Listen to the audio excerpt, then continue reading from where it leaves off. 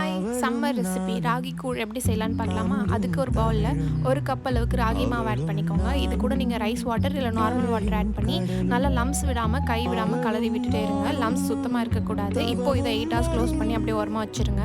8 ஹார்ஸ்க்கு அப்புறம் பார்த்தீங்கன்னா, இது நல்லா புளிச்சு இருக்கும்.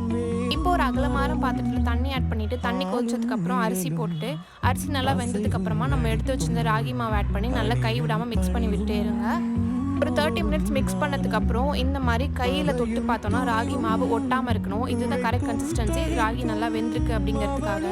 ஸோ இதை வந்து நீங்கள் அப்படியே க்ளோஸ் பண்ணி வச்சுருங்க. அடுத்த நாள் காலையில் நீங்கள் எடுத்து பார்த்தீங்கன்னா இந்த மாதிரி நல்லா கெட்டியாக இருக்கும். இப்போ இது ஒரு பாத்திரத்தில் ஆட் பண்ணிவிட்டு இது கூட தயிர் ஆட் பண்ணி வெங்காயம், பச்சை மிளகா, உப்பு இது எல்லாத்தையுமே சேர்த்து தண்ணி ஆட் பண்ணி உங்கள் கை வச்சு நல்லா நீங்கள் இந்த மாதிரி மிக்ஸ் பண்ணி விட்டுக்கலாம். இதுக்கப்புறமா இது ஒரு மண் பாத்திரத்துலையோ இல்லை டம்ளர்லையோ நீங்கள் சர்வ் பண்ணிக்கலாம். இதில் நிறையவே ஹெல்த் பெனிஃபிட்ஸ் இருக்குது. குறிப்பாக இந்த சம்மர் டைமில் நம்மளோட பாடி ரொம்பவே ஹீட் ஆகும். ஸோ அந்த டைமில் நீங்கள் இதை எடுத்துக்கும் போது